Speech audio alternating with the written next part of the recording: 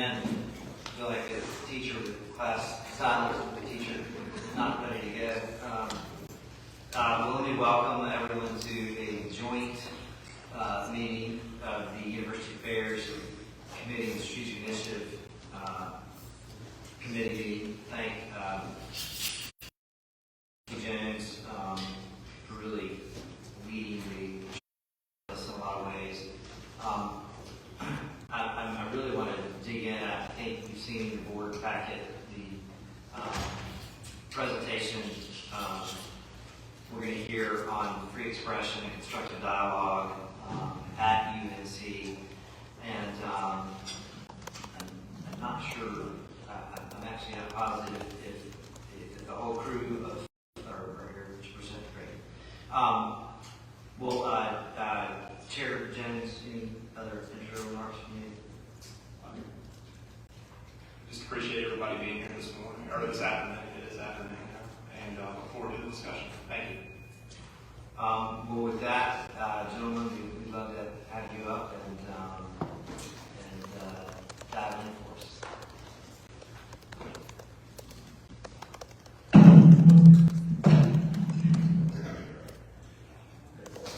Thanks, everybody. Thank you.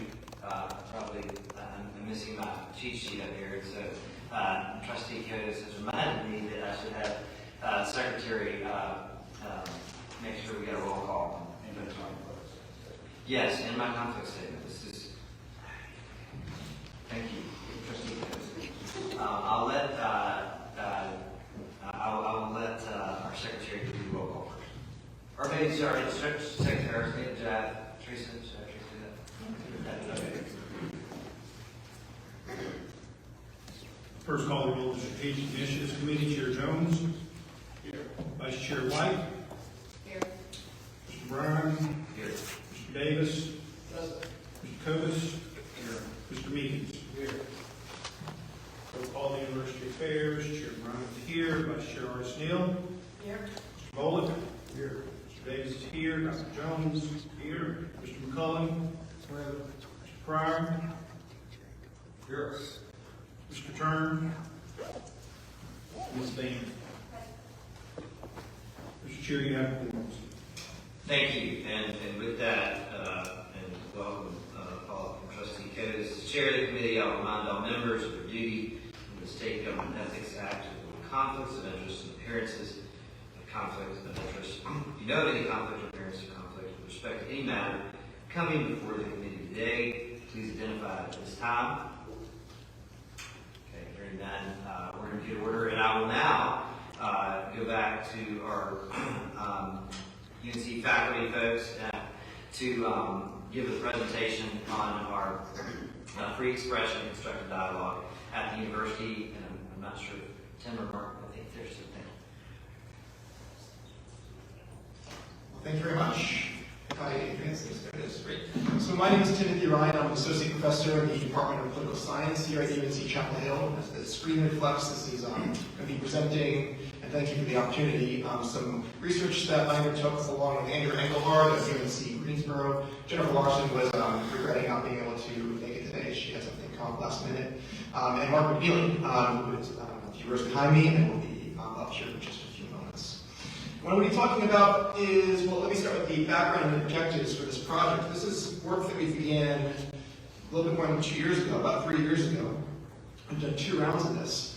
It's a faculty-led project meant to deepen our understanding of the climate for free expression and constructive dialogue in the UNC system. It started with a survey here, in particular at UNC Chapel Hill. We presented that research to the Faculty Council, the Faculty Executive Committee 2 years ago.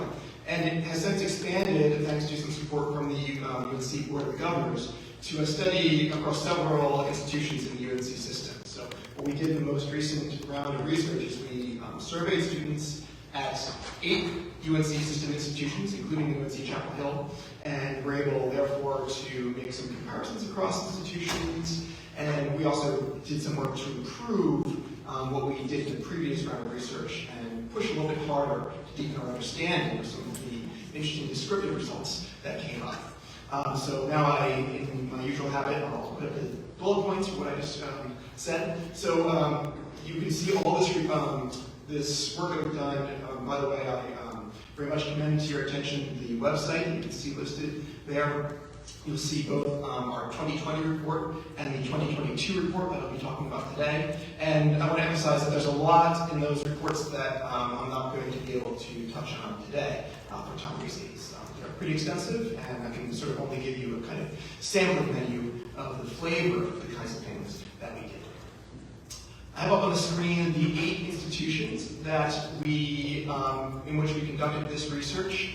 We were pretty intentional in choosing these institutions in terms of trying to capture the institutional diversity of the UNC system. We tried to have both large institutions and small institutions, institutions from across the state. We have 2 minority-serving institutions here, UNC Pembroke and NC Central University.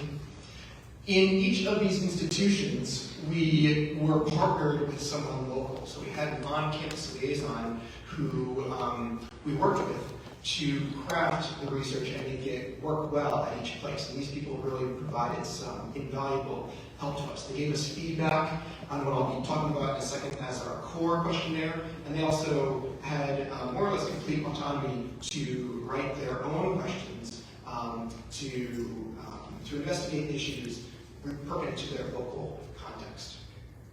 At each of these institutions, we invited a random sample of students to participate.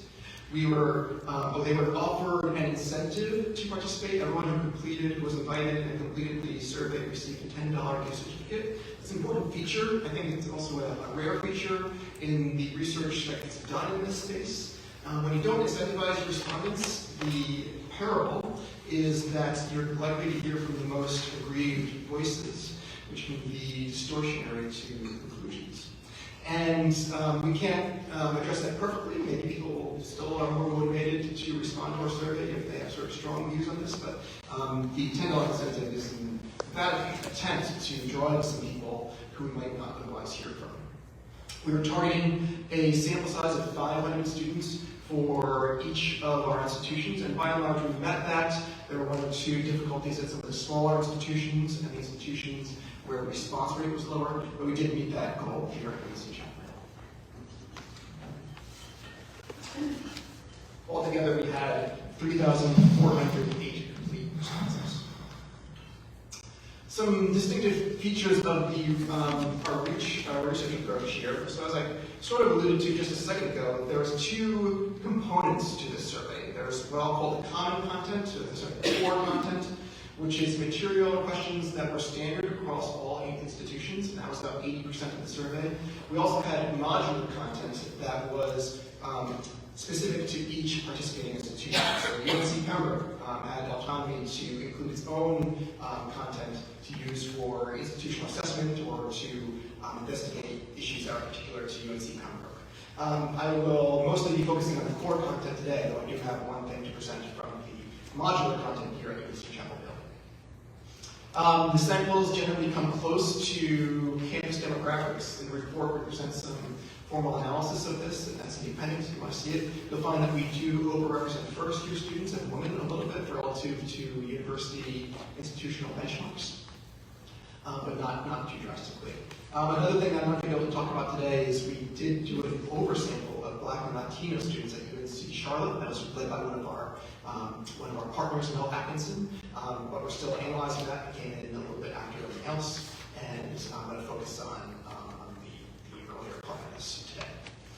And as I said, what's coming up is sort of a tasting menu, sort of a sampling of I'm going to talk about the main conclusions, sort of thematic conclusions we reached looking across a number of things, and I'll just sort of give you an example of how we reached these conclusions and refer you to the report for more in-depth treatment.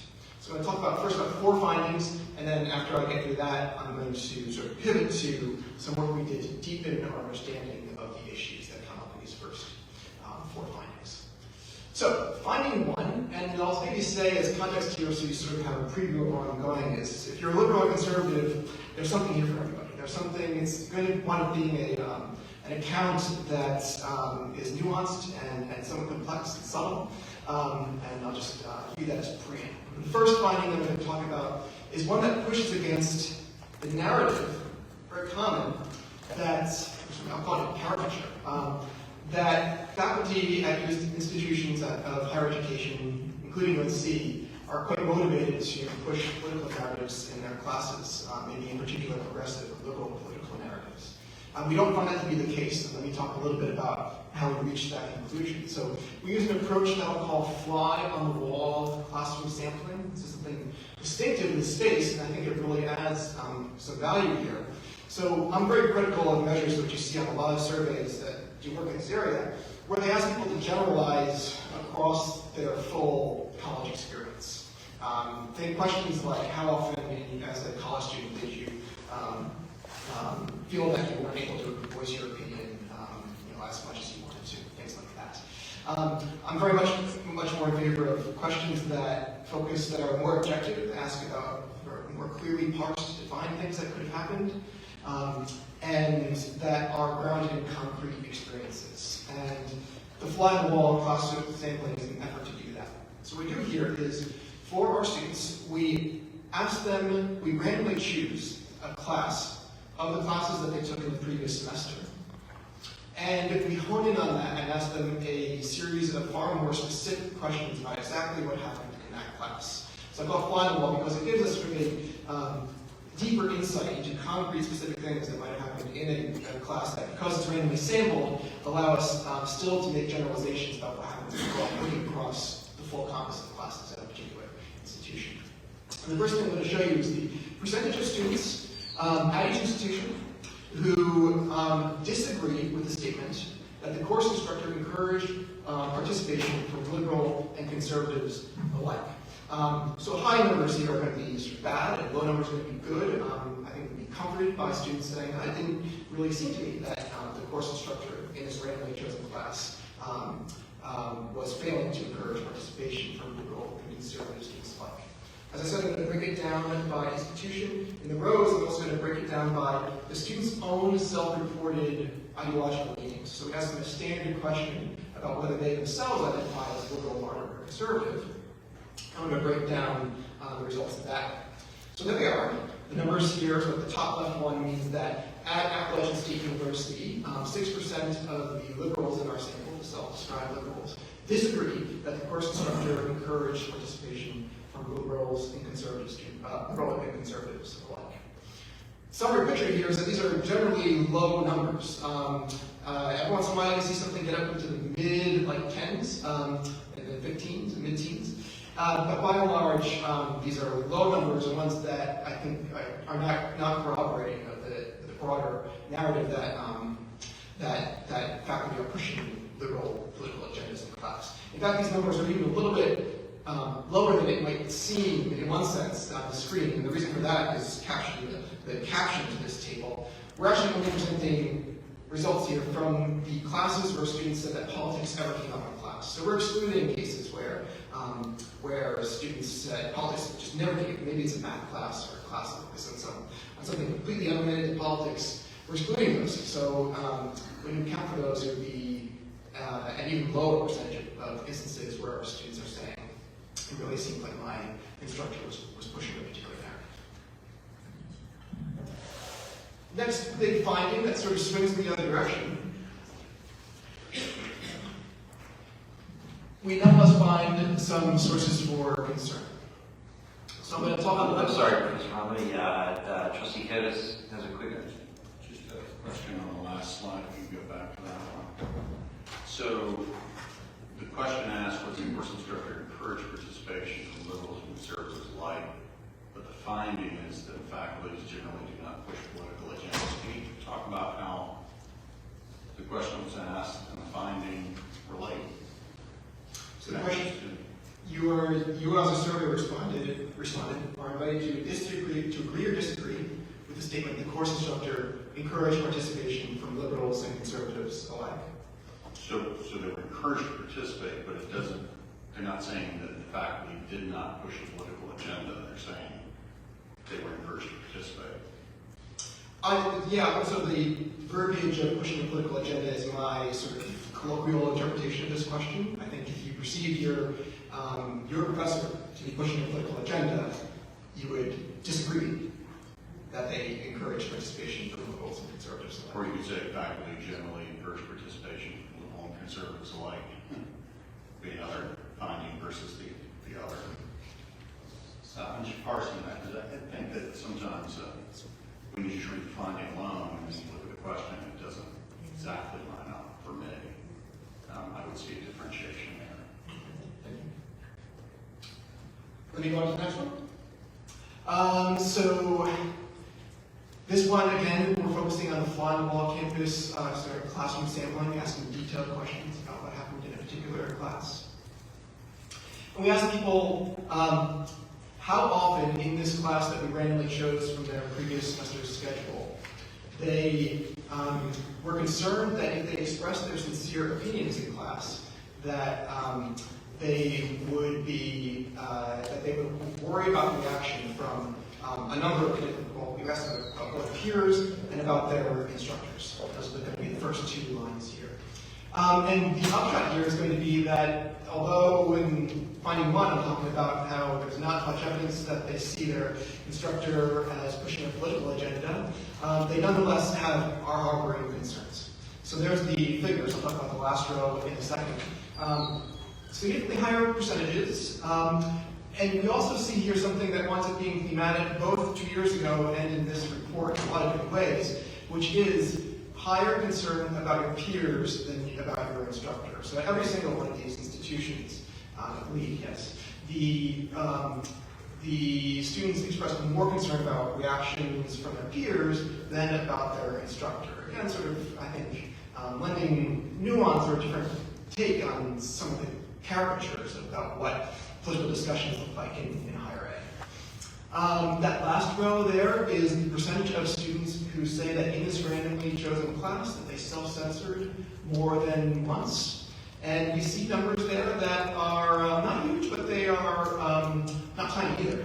Generally in the teens or the 20s, and generally fairly consistent across institutions. That's a fair percentage of students are saying that they did censor more than once. So this is sort of the counterbalance to the first finding that still there are some concerning things going on.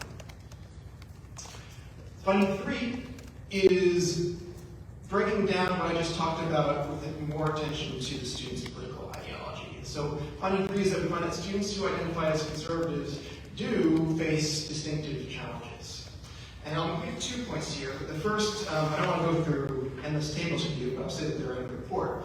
The first is that if you break down tables like the one that I had on the previous screen, by whether these students themselves identifies as liberal, moderate, or conservative, you will see large divides. You'll see divides such that conservatives are substantially more likely to harbor concerns than their moderate or liberal peers. Here's another data point on this. We also, and this is a little bit pivoting away from the class experience, looking at the campus experience more holistically. We measure students' willingness to socialize with political outbursts. So we ask questions like, how willing would you be to have, we asked about both liberals and conservatives. So we asked each respondent, how willing would you be to have a liberal student as a close personal friend? That's the approximate question we're in the appendix to be exact. We asked them, how willing would you be to have a conservative student as a close personal friend? And using questions like that, we're able to create a measure of willingness to engage with political outbursts. I'll put up the results for each of our sort of 3 ideological categories. The first one that's up there now is conservatives. Being to the right on this histogram means that you prefer socializing with the in-group. On the left means that you prefer socializing with the out-group. That large spike in the middle is people who exhibit indifference about socializing with liberals versus conservatives. And we see, which is a very common result in political behavior research, we see a modest preference for your in-group over your out-group. Conservatives, this is moderates, look fairly similar, although a much larger, substantially larger spike in the middle. On the right, that refers to moderates who prefer socializing with liberals. The left is moderates who prefer socializing with conservatives. And so we see a modest preference for socializing with liberals versus conservatives among our moderate respondents. The one that looks noticeably different is the liberal respondents, where we see almost no one prefers socializing with the out-group. We also see that spike in the middle be much, much smaller. So far fewer are kind of indifferent, and far, at least a noticeably larger preference for socializing with the in-group. This to me, when I think about this in the broader context of political behavior research, is consistent with what we expect in a community that sort of leans one way to the other, at least overall. You look at the breakdown of liberals, moderates, and conservatives. At each of these campuses, the liberal students substantially outnumber the conservatives. It's sort of a natural byproduct of homogeneity, or at least a leaning toward homogeneity, and yet it's still something that I think we should be aware of and be concerned about. Finding 4 is shifting in a little bit more optimistic direction. So these concerns notwithstanding, we see evidence of sincere desire on the part of the respondents that they want to engage, that they want to be politically participatory, and that a lot of them are interested in making connections across political divides. Here's some findings related to that. So at 5 of the 8 universities we looked at, majorities indicate that there are too few opportunities for constructive political engagement. We also see substantial enthusiasm for increasing opportunities to hear conservative speakers. I'll talk in particular about the Chapel Hill results. So I'll put those up right here. And what you're looking at is the percentage of students at Chapel Hill, broken down by whether the student was liberal, moderate, or conservative, who endorsed the notion that it is that there are too few opportunities to hear liberal speakers, too few opportunities to hear conservative speakers at the bottom. And the upshot here is that within each ideological category, you see a higher percentage express a view that there are too few opportunities to hear conservative speakers and that there are too few opportunities to hear liberal speakers. And again, I would characterize this as interest, that it's not, there's openness here, there's opportunities, there's interest in building bridges across divides. I'm going to pivot away from the more descriptive things, and for the last couple of minutes here, I'm going to pose and provide partial answers to 3 sort of substantive questions that I think are important as we begin to think about addressing what might be some issues here. And the first of these is, what are students uncomfortable discussing? This is something that was sort of, we received some pushback about when I presented results similar to what you just saw 2 years ago, something that we saw an opportunity to go deep on. Is people want to know when I say this percentage of students are self-censoring in class, like what are they self-censoring about? How much do we have to be worried about that? Is it stuff that they should be self-censoring or what? And we did our best to go a little bit deeper on that. And sort of 2-part answer, I should say partial answer is what you see on the screen, that part of the answer is that they're censoring the things that you expect. So we asked them questions about, for each of 10 different topics, how willing would you be to express your sincere political, how comfortable, I think was the verbiage, how comfortable would you be expressing your sincere political views about this topic in class? And we see on the left there is we break this down by, it's ordered by what moderates are most concerned about, just because I wanted to order it by something. But across ideological groups, people are concerned about discussing race, they're concerned about discussing policing, they're concerned about discussing guns, they're concerned about discussing immigration, they're concerned about discussing a number of what are sort of the hotline, I'll call it culture war kind of issues that are focal today. That bar all the way on the right is sort of an important comparison point. That is the percentage, the percentage of students who express discomfort about discussing road maintenance. That's an intentionally kind of anodyne issue. And I put it there to get a sense of what the floor is. Sort of for something that's, at least I don't think of as, especially a controversial topic, what is the baseline level of discomfort that we might expect? So we can have a better sense of how the others compare to that. That's what we learned from sort of asking about particular issues, but I do want to take a second to talk about something else that's a little bit harder to characterize. This leaves a lot out, I think. So another thing that we did is we asked students if they said that they kind of self-censored in class, that there was a few times when they held back an opinion, a sincere political opinion. We asked them if they'd be willing to write a little bit about what that was, and we received a lot of open-ended responses. These are kind of difficult to characterize in summary because they're all different and they're hard to sort of put into bins.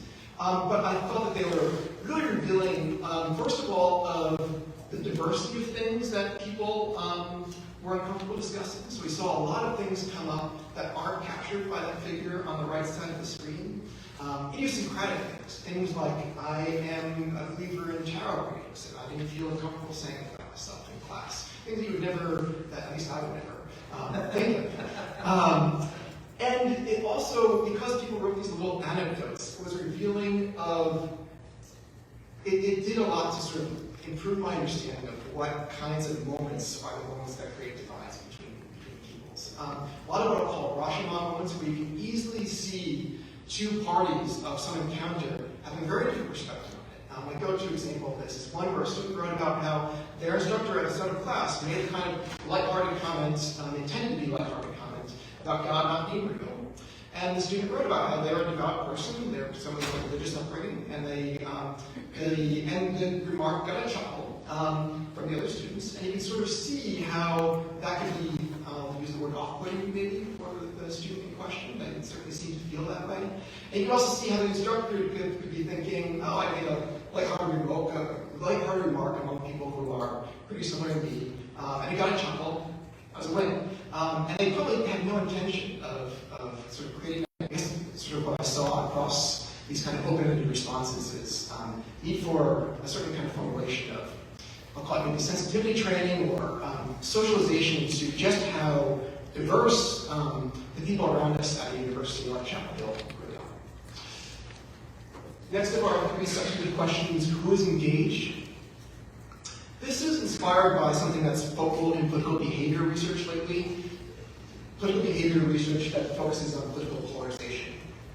And one insight of that research is that when we talk about political polarization, a fair bit of it is characterized less by people becoming more extreme in their political attitudes, and surprisingly more by an increasing schism between different patterns over who is participating in politics now versus in the past. In particular, the trend is that we see, although we don't see necessarily more extreme people existing than there did before, we see more of the moderates dropping out of politics, and we see more of the extremists getting more involved. I could talk all day about why some of the possible reasons for that, but I was curious about whether that same trend is something that we can detect at our campuses. We did this in a couple ways. I'll talk about one. So we presented students with a standard measure of something called open-minded cognition. This is a validated measure of open-minded thinking from psychology. And we also presented students with a series of questions that characterize how politically participatory they are, how much they're engaged in campus political affairs. That second thing, the engagement measure, is going to be the y-axis. So higher represents being more engaged in campus in politics and campus affairs more generally. X-axis is the open-minded cognition number, and what you see is a downward trend such that who is more engaged? The people on the left, i.e. the people who are less open-minded. As you see open-mindedness increase, you see less engagement. And it's not just open-mindedness. We did this for 6 different measures of, I'll characterize them as things that you might think would be good stuff to have in political discussions, things like ability to engage in perspective taking, things like wanting less hostility toward the other side. And across all 6 of these, we see a similar trend, that people who are high in the stuff that you kind of wouldn't want are more likely to be engaged, and the opposite for the people who are high in kind of good stuff. You can read all about that in the report. I think that can be really off-putting. I think that sort of gives a sense of, so I think curiosity is good in politics. I think, sorry, that's serious talking. Oh, because of curiosity reason.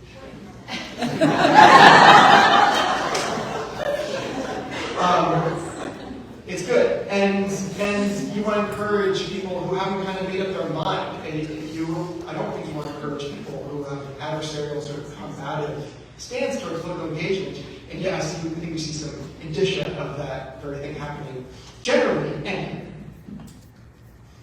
third substantive question: how can the culture be improved? This is going to be a kind of partial response. I'm not going to traffic in the notion that there's one panacea answer to this, but one thing that I think there is some evidence for is cultivating trust and rapport among students.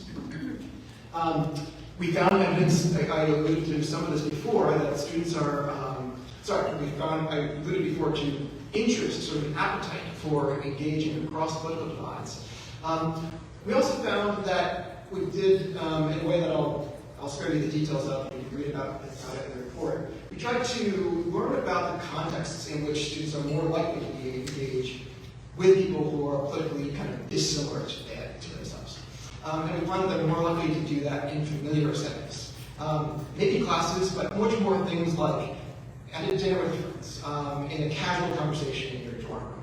Those are the contexts where you can develop rapport, you can kind of walk back mistakes, and they're much more conducive to, I think, as a general pattern, to having people actually hear, listen, engage with each other. Here's another little tidbit that I think provides sort of a promising sense of direction here.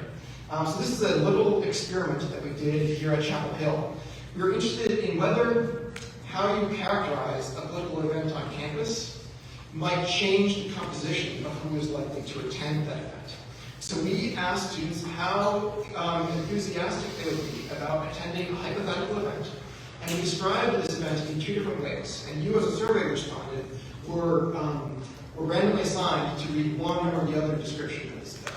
The first one said, how interested would you be in attending an event where the speakers would defend their points of view, criticize the other side's record, and try to persuade the audience to support their preferred policies? And I'll call that the adversarial description.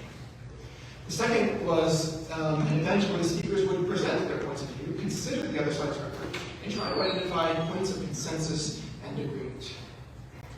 And what I'm going to show you here in this figure is how this description changed who is interested in attending this event. So the red line here is people who is interested in appeal to the event, among people who saw the consensus view. The blue is people who saw the adversarial description of the event. And the three sort of, along the x-axis, the three categories here are people who are lower in open-minded cognition, that measure I alluded to before, in the middle, or high in that thing. We see that when you have the adversarial description, you actually slightly increase interest among people who are low in open-mindedness. But for the other two categories, you noticeably increase interest in the event when you describe it in the sort of consensus-oriented view. This overall winds up being a net increase in the number of people who are interested in attending this event. And then also you can see, based on thinking about that figure, how it changed the composition. You get fewer of the people low in open-mindedness, and you get more people who are moderate or high in open-mindedness. And that is going to be the end of my portion of the presentation. I'm going to turn it over for the last couple minutes to Mark.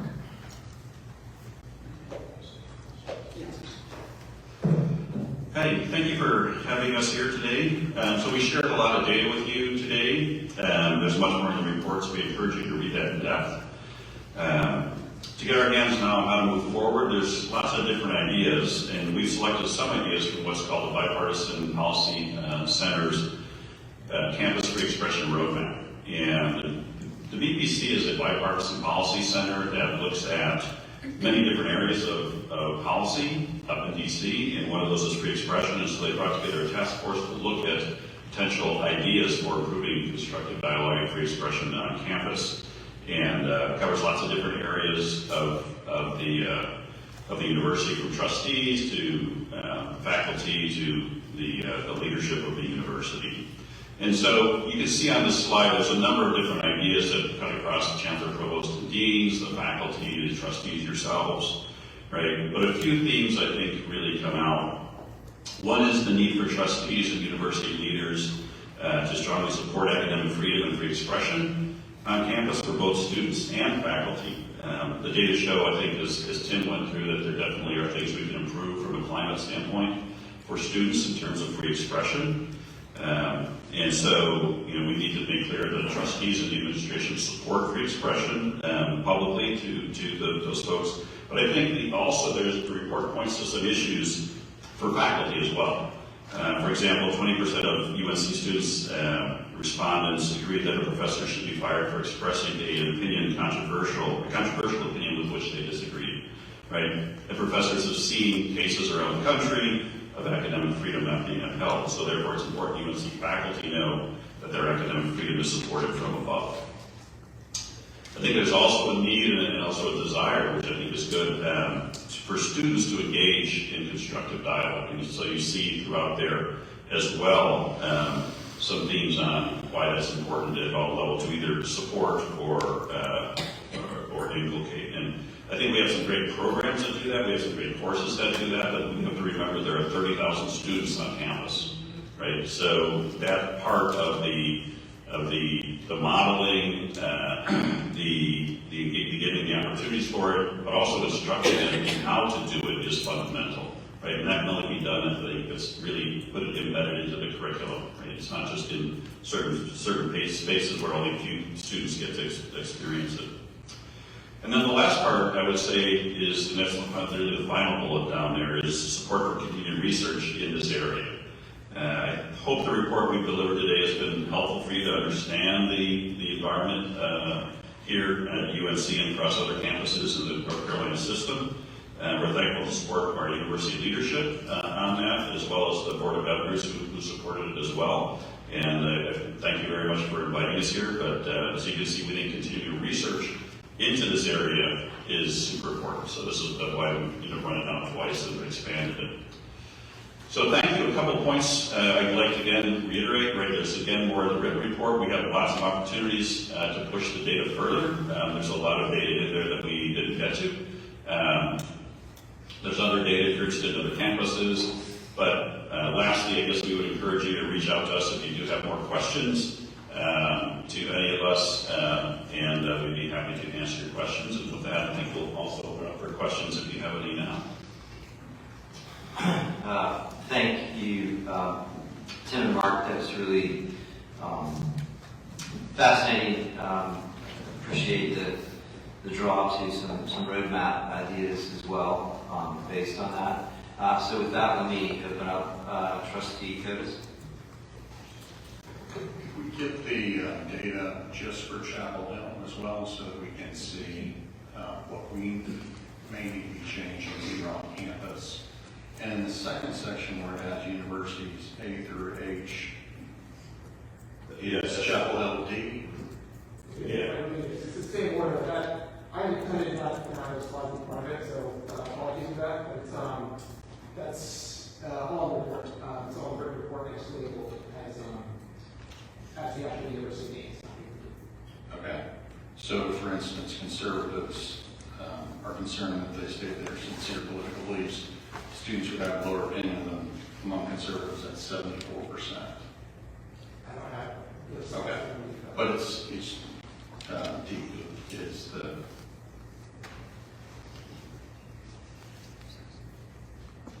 Definitely not on that page. Yeah. It is, but definitely doesn't feel like very welcoming. well, yeah, that's what we try to find too. I think we do think conservatives, have face some distinctive challenges, right? I think as Professor Ryan pointed out, it's probably more peer driven than it is professor driven. But yeah, those are two things that conservative students are concerned about. I would also point out though that 21% of liberal students feel the same way. So it's not. I think there's an issue overall for all different types of students, and we would add that's finding two, right? And the finding three is there's distinctive challenges for conservative students. Yeah, I think the reason I point out wasn't which group it was in, but that it was such a high number, 74%. Oh yeah, that's like three-quarters. When I always think about this, I don't think like last time I go like 1, 2, 3, 4, so 3 or 4 students. I don't know how many conservatives are in my classes, but I don't know. Trustee Arzini. This is very interesting. Thank you very much for your research. I must say I agree with Trustee Codas on the final one as being a little problematic for me. I do think it's possible for a faculty member to encourage participation while at the same time making clear that they believe a political view. And so when you say not pushing a political agenda, maybe that's a nuance as to what that means. But it can, I think, have a similar effect or be perceived that way by a student regardless. But this is very helpful. Thank you very much for providing this. Trustee Breyer. Yeah, thank you very much for the research. I'd like to ask the Chancellor, do you think we have a problem on this campus with left of center progressive views not being aired enough? And then I'm going to ask you the same thing about conservative views. Left of center. Progressive views. This is the same question I posed to a professor in the law school who self-identified as one of the nation's foremost experts on the First Amendment. And she didn't get around to ever answering the question. But my point was, I think that the elephant in the room here is that no one would assert that left of center progressive views are not embraced on this campus. I think that the counter to that is that right of center conservative views are marginalized more times than not. That would be my perception based on what I hear from parents and current students. My experience as a student who had as major 15 professors in the political science department, one of whom identified as a Republican, and I think I've told this story, sheepishly identified as a Rockefeller Republican. Nobody hears that term anymore, but unless you're of a certain age. But, you know, it would appear that we don't have any problem of underrepresentation of left of center liberal progressive views on this campus. It would seem that we do have a problem with underrepresentation of right of center conservative views on campus. And I'm just curious whether or not that's your take as Chancellor. I've had a chance to, again, view the campus over 27 years through a lot of different lenses. That of a faculty member, department chair, center director, dean, chancellor, and that of a parent. And I'll tell you, I have a lot of, 2 graduates myself recently.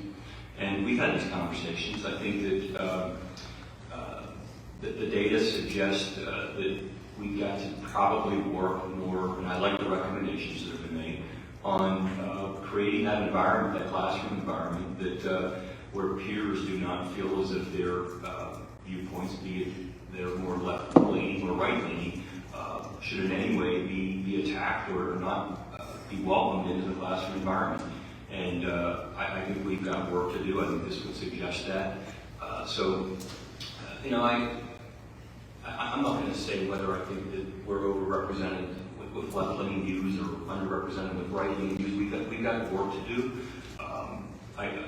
I commented on this very presentation that Tim and Mark made at the Board of Governors meeting about a month ago, and said that my reaction to these data were that we can't just sit and say, okay, everything's fine, our faculty aren't indoctrinating students. An open meeting right there said that I think we have work to do, and that is that faculty can continue to work toward creating that environment where peers don't feel as if they're being that their views are unwelcome in the classroom. And I'd say the same thing here. My question is, Tim, can you tell me what the 57% there under D represents in terms of number of students in the survey, and then the 74% in the table below? I can tell you with exactly the count, but I can spitball it. So it's about 500 students, and about 60%, I think, 60% are liberal. So 0.57 times like 250 would be the number of whatever that was, 17, like 50 or so, or 40, something around there. And then for conservatives, 0.74, so only about 20% are conservative. So now we're talking about maybe 100 students and 74% of them, so 70 something. So the 74 there represents about 70 students. The sample size, but you got to take the sample size of Sure. 30,000 students. Okay. Thank you. I'm just going to make one quick follow-up. I've thought about no matter where we land on the interpretation of the first point about where the faculty stands versus peers, and maybe it clearly seems, at least to some of the peer concern, is the greater. And it does, I think one of the questions I'd love to dig in more is how can the faculty help create a classroom environment that creates constructive dialogue in a way that helps, really shepherd those kinds of conversations. So whether they're actually intentionally doing something or not, and almost like are we intentionally helping shepherd healthy conversations? I would say there's a few things we could do. So I think it starts at the top. So I think trustees saying that you support academic freedom and free expression is important. Coming down from the university leadership, right, in their communications, talking about it to people, we've got regular communications to students and faculty, and bringing it out in those venues, as well as whenever there are issues that arise on campus with academic freedom coming up, supporting that. So those people that are within their rights from an academic freedom and free expression standpoint. So I think that there's got to be an element or a climate that for faculty and also the people above the faculty and the administration and their deans and department chairs that they support it, right? So I think that's important. The fact that he did adopt the University of Chicago statement on free expression, I think it's important to reiterate that. I think, when I talk to professors, a lot of professors don't realize that that's happened, right? But that happened in 2018. So there is that support of it. So I think the more public support that can come from the trustees, the administration, and the leadership of the university that academic freedom and free expression is important and you will be supported, I think is going to be help create a climate for that. And then specifically as far as learning how to do it, I think we have a lot of discussions on, hey, it's important that we have free expression, and hey, it's, here's some of your rights, but we could do a better job on how to do it, right? So when I think about, my ability to have constructive dialogue, I could use improvement on how to do constructive dialogue, right? So if there's specific skills we need to have that we need to instill in faculty, we need to know what those skills are, we need to transfer those to the students, and we need to do it in scale. Again, and I keep hitting this point, we have 30,000 students. And if I can jump in on here, I think it's germane to this idea of modeling it, and also germane to the earlier question about whether there's a problem on the left or right at Chapel Hill. So I want to use a bit of nuance I think is important to bear in mind here. I've showed you that significant percentages of students have these concerns, and not shown you that the concerns are necessarily valid. We did focus groups in the earlier round of this, and I remember a couple of remarks of what I'm about to say that were kind of revealing. It was from conservative students where they said, I went out on a limb, and I said something in class that was a little risky. It was fine. I'm not saying it's always the case. I'm not saying it's a reliable thing. But that shows you how modeling, how inducing this, maybe even just a few times, can be eye-opening about and even subsequent lower barriers to having consulting sessions. I'm sorry, I'm going to start talking more for me, but I promise I'm going to hop to folks. But on that point, almost like as an incentive based on your comment. Thank you. And this actually relates to something the Chancellor and I talked about probably about 5 years ago now. We talked about an idea of a reasoned choice. And almost if you had some classroom, if I was a professor and I outlined certain parameters we were going to abide by in terms of our discourse in the classroom, with that kind of incentive, do you think it would create, it would create more dialogue in the classroom? One thing I do at the beginning of every course, even though we don't tend to get into politics except versus it's unavoidable when you talk about global marketing, for example. I will talk about the Chicago principles and the principles that we're going to operate in the classroom that are going to encourage free expression and constructive dialogue. So I think that's something that I think is really useful. One thing we've talked about is should there be something added to student surveys where we ask them are they able to determine what the professor's ideology is, right? So I think this is something Tim actually does for himself, right? That you have on your own, if a question you had in your own questionnaire. And so if you can't discern what the professor's ideology is, then in my mind, it's not the way to go. So I think at the beginning of the class, setting the ground rules and standards, making clear to students, like here's kind of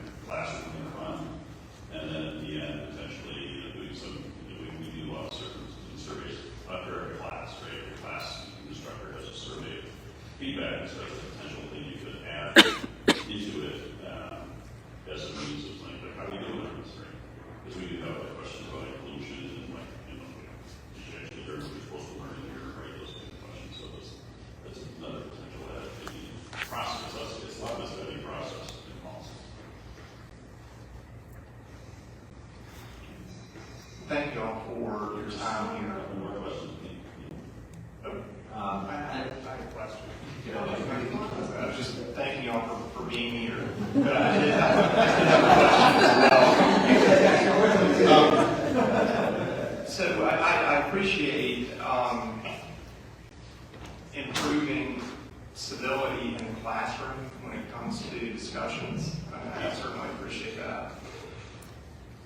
I guess a broader question that I have is how do we make sure that that civility extends to discussions that occur outside the classroom amongst the Carolina community as a whole? To your point, there was a student's parent who contacted me several weeks ago. And this is in the context of a discussion in the Student Senate about a politically charged discussion, debate on campus. And there were a group of students that voted in one way, and there was another group of students that voted in another way. The group of students that I guess would have been in the out group, using your terminology, were then singled out in a series of social media posts and then experienced the equivalent of doxing, along with, I would say obscene emojis being used on this, as well as some racial epithets being used. And I can appreciate that people will discuss this issue and want to debate this on one side or the other, and I think that is completely appropriate. It's something we should do. We should foster that. But I think that we need to do so in a civil fashion. And those series of Instagram posts, I can guarantee you, did nothing to change anyone's mind. All it did was to increase the vitriol on campus, and I think that's bad. I think that we need to work together to try to increase the civility on this campus, and I guess I pose that as an open question to everyone here as to how do we best accomplish increasing the level of civility both within the classroom as well as within the community as a whole. Trustee, and I know you earlier some. It's your right. I think you have a question, but I'm going to make one question too, and I know you just posed a question as well. Add a little bit to that, it's my personal opinion. I think that it can be really difficult to maintain a space where you feel like civil conversations had when you feel like an opposing view is not a view that is just another's opinion, but rather is one that is disrespectful or offensive to your existence or to an entire group of people. So I think I know a bit about like that issue in the Senate, and I think a lot of students can feel differently about how the situation occurred. We were talking about, when we finished the classroom, setting up some kind of parameters for how we communicate in that space. My experience being a senior here now is the majority of classes that I've been in, if they're going to be discussion heavy, we begin that class with the social agreement that our professor will help us facilitate. And we talk about how we want to have these discussions, and I'm always really intentional about adding to that dialogue. One of the rules I think we should all follow in our class is you have the right to your opinion completely, but you do not have the right for your opinion to disrespect someone else's existence or their right to be on this campus or something like that. And so I think that it's just important to have discussions about when we have dialogues, ensuring that we are respectful in that dialogue, and then you have an easier time ensuring that you're going to get a response that's also respectful, and this conversation can be civil all around.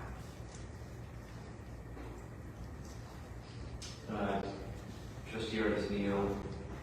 Okay, I want to respond to that. That's my question. Excuse me. I've also heard that some professors working with students have also added to the rules. We won't discuss what happens in class on social media. And so that may be something. I know this wasn't a class situation that you were describing, but I think that may be something also for more people to talk about. But I want to go back to one thing that, just to make sure I understand. You've referenced academic freedom a lot, at the same time talking about free expression. And I'm a strong believer in academic freedom. I'm very intrigued, though, by your using these two concepts together in this context. is your concern that professors don't believe they have the academic freedom necessary to have the kind of discussions we're talking about on topics of this nature, where you have people perhaps that may have different views? Is that what your concern is? Yeah, in referencing academic freedom? I think about it, and Tim and I may have different views on this, but when I think about academic freedom, I think of that more from a professorial standpoint, and I think about free expression as potentially more from a student standpoint. There might be other ways to think about that. That's kind of how I think about it. And so I think, I know anecdotally this wasn't research that was done on faculty, it was done on students, but there still is, think about 20% of students, people that, would be happy to fire a professor if they didn't agree with their opinion. So I think there's a lot of concern. I think it would be helpful for faculty to know that more about what academic freedom is. We throw that discussion around what academic freedom is. There's no, I think it would be good to have a little training module that says, here's what academic freedom, your rights are from academic freedom. Right? Because I'm hoping you're not suggesting academic freedom means that you can't do what we're talking about. No, you have the ability to stay in your silo in that regard and not allow the engagement that we're talking about if it's against what you believe. Oh, no, I don't think, no. I didn't think you did, but I just wanted to. Yeah, academic freedom in my mind is about the ability to research areas of interest that are, research any areas of interest that within your discipline, the ability to speak out on issues, right? So it's all the things that you would think about. But I think that's your question about academic freedom. I think it's a good one because I think we can throw that, especially in academia, around that term around. And I think there are some specific ideas and principles of what that is that would be good that are understood by everyone on campus, and then also having that support, because I think I would say a lot of faculty are concerned about something blows up in my classroom, am I going to get support right up the chain? That's the concern. And the real question for faculty members is it really worth it to bring this issue up, which I think would be instructional for the students? If it's, it's maybe 10% people for the students, but potentially if something blows up, it's like, I could be in a lot more trouble than I'm it's really just not worth the hassle. Right? So that's kind of what I think a lot of professors go through as they think about bringing in issues that we probably think should be discussed, but are not getting discussed because the downside is too high. That's all. I just consider that giving faculty support to do their job, as as professors. I didn't see that within the academic freedom, but that's how. Trustee Davis. I was going to go back to the point that Trustee Artistino and Trustee Mann said about professors at the beginning of class and doing the social agreement that goes outside of that to not just in the classroom but social media. I think that our university was founded during a period of folks in Enlightenment, his Lux and Libertas. And this is a place where everyone is growing, not just our students, but our faculty. The moment we think you're enlightened or right is the moment we stop growing. And so we are all on a journey together to grow.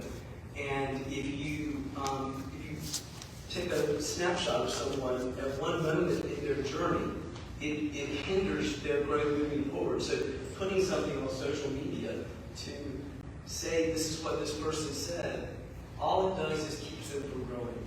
So whatever we can do, whether it be in a social agreement at the beginning of class, whether it is a social agreement as a university community, we don't want to out people for their position at a moment in time, because it will keep them from growing. It keeps all of us from growing. We're all on a journey. That's the purpose of the university. So whatever it is, whether it's in a part of a social agreement at the beginning of the class or a part of a social agreement that we as a university community have as a whole, is something that we need to figure out, because freedom of expression, academic freedom are the very foundations on which our university are founded. It's what makes us great. It's what has made us great for the last 227 years. So I don't know the answers, but I believe it's a journey that we need to engage in to figure out the answers of how to take this not only in the classroom, but more broadly as a university community. Trustee Means. few comments. Just on that, obviously we live in a society with extremes out of the microphone. It's a national problem. It's a campus-wide problem throughout the United States as far as how we are using civil discourse and abusing it at the same time. I was encouraged actually by the fact that at a university that is perceived to be so liberal, with the faculty 90% Democrat or whatever the stats are, if that's true or not, that there wasn't as much concern about our faculty. And that's encouraging to me. The students and the peer pressure they have, this is not new. Anyone who lived during the Vietnam War, anyone who lived during the Civil Rights Movement will know that our country is having these issues all along. But it does seem like our society is not doing well with communicating their differences. It's a national problem. It's one here on this campus as well, for sure. I find myself on a committee where I'm probably the most conservative person on that committee. I have to be very careful with what I say, and I am. And I try to be respectful. I'm on this board, and someone told me last night I was the most liberal person on this board. That's kind of scary, actually. I consider myself a big conservative person. Physically monitoring social issues I'm going to monitor. But, it depends on where you are. So when you're with your peers, you guys are my peers. There's some things that I don't say because I feel like I might suffer from it. Just like when I'm on this committee with a lot of faculty and students here on this campus, I have to do the same thing. So it's discernment, and these kids are going to have to figure it out. The Center for Public Discourse, that I know all of you guys have supported and pushed, I think it's critical, and I think we need to push that and grow that as fast as we can, and lead the nation in that regard. And I'll shut up. Trustee Tibbs. Again, I can't overemphasize. We talk about the number of students, and you say 30,000. So that's 6,000 that identify as conservative. If you extrapolate that out at 20%. And then that's out of those 6,000 students, 74% of them feel like they're going to be judged, or 57% of them feel like their professors are going to treat them a certain way. It's just disconcerting. I mean, it really is. And I think we've been hearing this around cocktail parties and dinners for a while. But, and again, I'm a huge believer in free speech, but not compelled speech and not censored speech. And I think there's a clear line between those out there. We need to allow more of this, but if the ground rules are set up as I can say whatever I want, but you can't say certain things, or you have to follow my rules and dance through these hoops, it's not really free speech then at that point. It's compelled speech or limited speech out there from one side or another. And I think it can be very damaging to the university over time. The lack of viewpoint diversity. We talk a lot about diversity, equity, and inclusion. Diversity also means diversity of opinions and freedom to explore thoughts. And I just feel like it's probably the most critical issue going on right now. And it certainly is among conservative families out there when they're deciding where to send their children. This is how their children feel.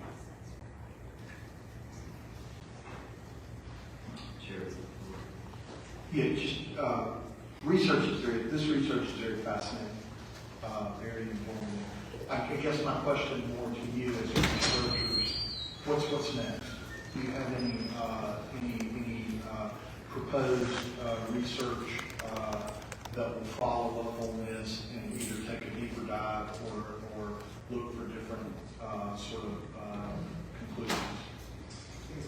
So we are in discussions with UNC office about shifting our focus in this broader project from a whole some of our descriptive to thinking about what are some actionable interventions and things that we can do to make things better.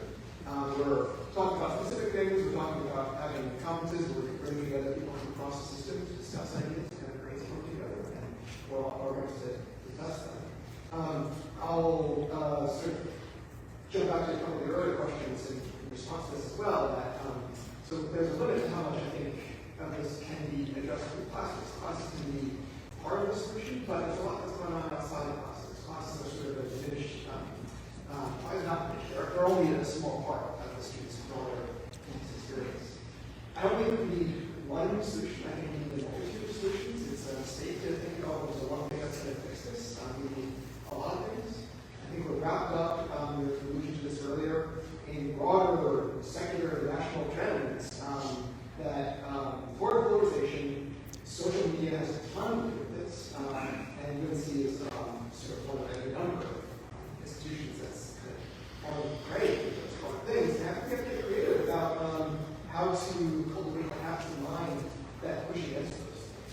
I'll give you one example of something that I've been brainstorming as something that could be the kind of thing you could think about doing is there's exercises that are pretty well validated in psychology about how to develop people's perspective taking and empathy for people who disagree with them. Let me add to them in response to something that Trustee Davis was saying.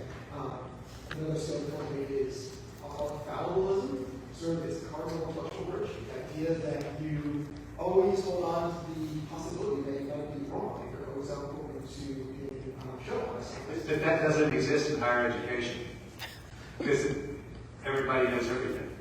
Well, I'm not going to find my education. I don't think I agree with it. So it's, I think I'll say social media in particular, it's totally antithetical. What social media rewards is certainty. What social media rewards is practice.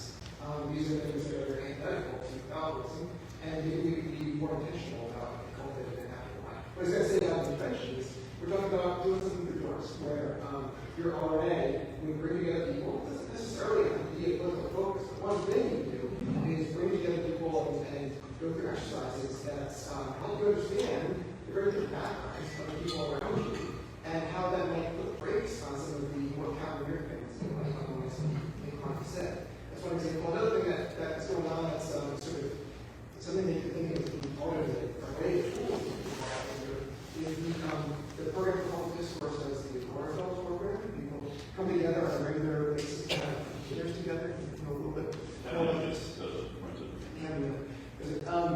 And they get used to develop rapport with people who are different than them, and they practice having conversations about good stuff. That's not going to solve everything, but it may be one of these things. Last two comments, Trustee Van, right? Trustee White, do you have a question? Okay. A couple of questions before getting into those. Just want to say I hope we can have a really in-depth conversation about social media and the role that this plays in the issue we're talking about. Because I think there's a lot to say, and yeah. One of our first questions is about Central and UNC Pembroke in this presentation. You said that the lowest response rates came from those two schools, and so I'm wondering how did low response rates from those two schools that are minority surveyed, as you said earlier, how do they affect the data that we're looking at now? Thank you for that. I think that's a very representative, thank you for bringing that out to the conversation. So yes, the lowest response rates were at UNC Pembroke and at NC Central University.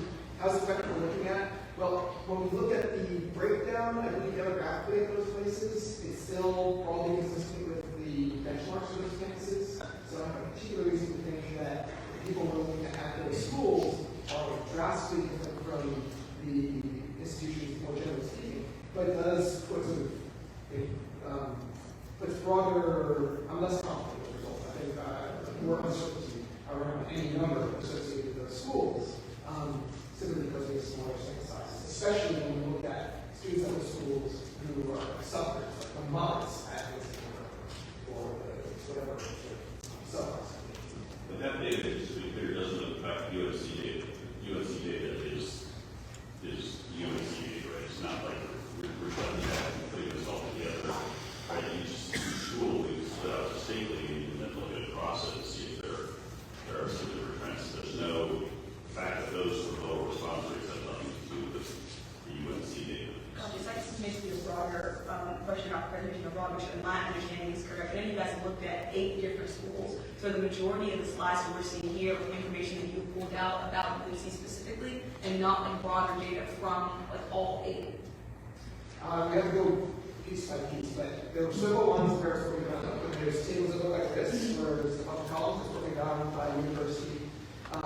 Most of the other stuff is pulling across all the universities pulled together. Gosh, so they would affect that data then, like the result of UNC, central would affect that whole district.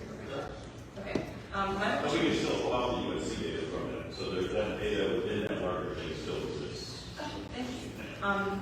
The oversample, like minority oversamples, may have been for a different reason, but I was thinking, looking over this, maybe a minority oversample was done at UNCC to account for the lack of responses from Central and UNCP, but that oversample was not included in this data. I think you said because it hasn't been fully reviewed yet. So I'm wondering how you guys think, I guess that affects the comprehensiveness of this data, if at all, like the exclusion of that minority oversample and all this. It would be complicated to introduce what we're reviewing here because it is a minority oversample. So we're calculating UNC Charlotte responses. We want to put actually weighting on what the people pay attention to. Recruited it out as a sample, or recruited because of their minority status. And so the way I would think about that is an opportunity to look at issues that might affect those communities or particularly relevant to those communities, and to have more responses in one institution. The backstory of that is our collaborator at UNC Charlotte and all I can say raised the idea, that was a great idea, and we had a little bit of resources to pull together, and we did. We ended up plugging those after everything else had closed to exclude people who were minority people who were already recruited to be part of just like those who were already in our sample, we couldn't get twice. So we made this close, and then we did the minority oversample, and most happens is But it didn't affect, so, correct me if I'm wrong, but we still have representation of minorities in pretty much of their population, roughly as a population. yeah, or as eligible for Yeah, so it's not only undersample minorities, it's just a case of that university wanting to get a better understanding of group, so the better way to do that is get a bigger sample of those. That's very helpful, thank you. I actually now, I still have more questions, so okay, no matter what time. Yes. Gotcha. Keep it there. Finding 3, the chart for moderates and conservatives look the same to me. And so I guess I'm trying to understand why in that particular finding, the finding is conservative students face distinctive challenges and not conservative and moderate students face distinctive challenges. How do we draw that conclusion about the other side? Well, so thank you. So the way I think about that is to think about the liberal. No, it's just talking about conservative. So it's way back in this funding.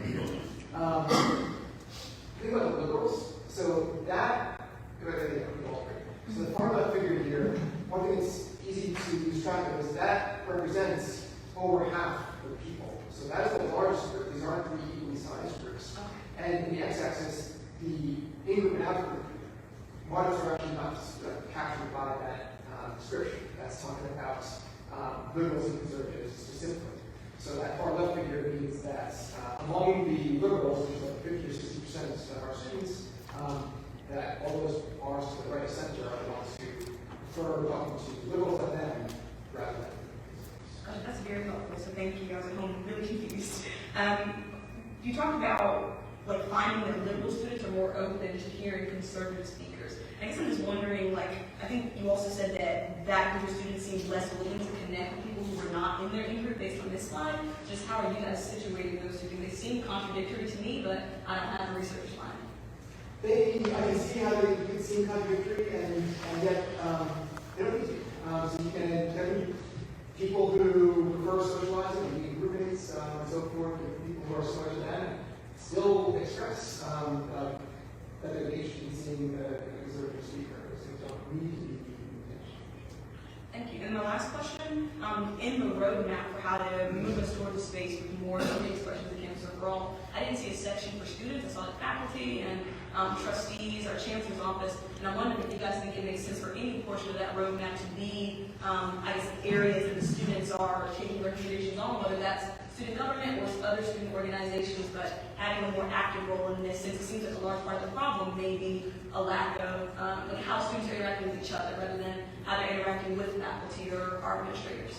I think first of all, they probably could have been more explicit, but you would look at, actually there's a state law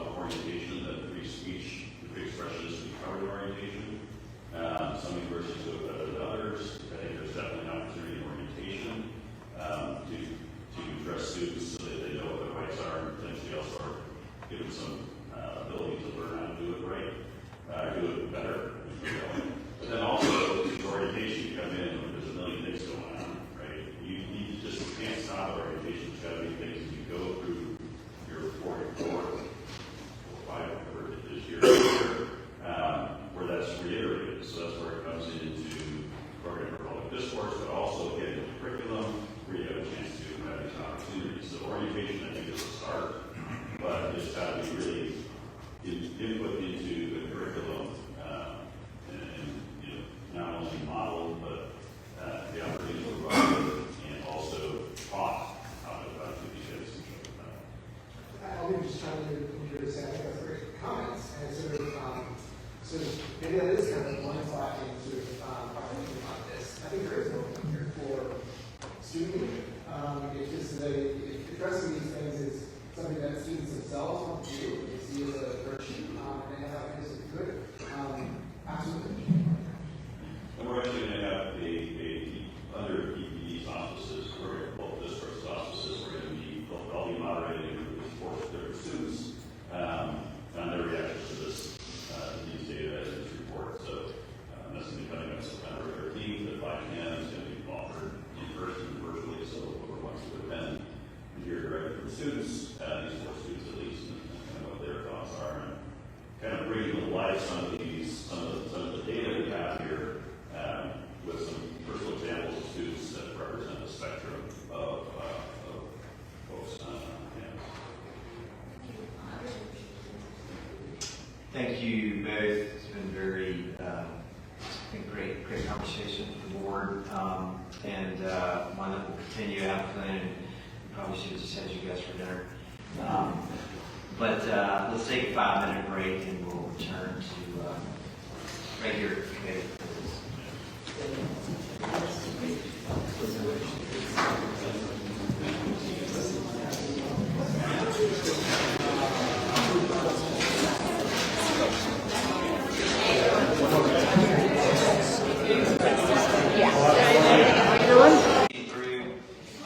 We're going to start with a resolution that should be in your packet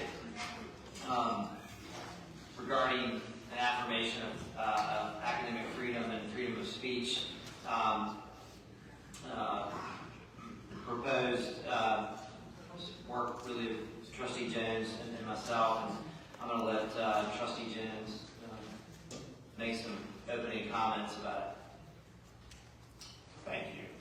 I really appreciate everyone being here this afternoon, and I'm especially appreciative of Professor Tim, Ryan, and Mark McNeely for their time in terms of going over the free expression data that they were able to put together.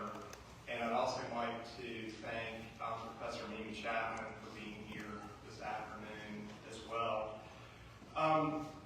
This spring, I was honored to address our ROTC midshipmen cadets, veterans, and their families at the Red, White, and Carolina Blue graduation ceremony.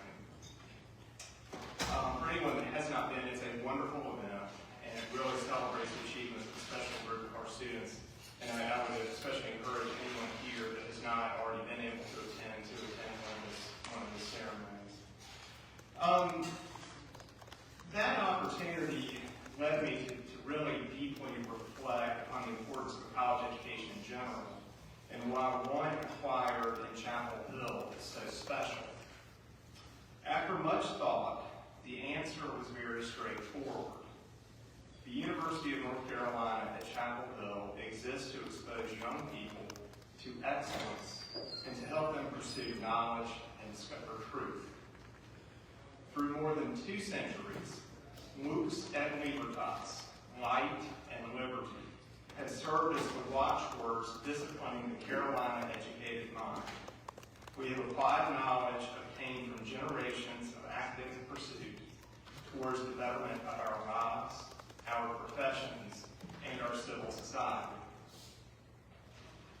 This fealty to truth draws people to Carolina. It animates our presence in the classroom.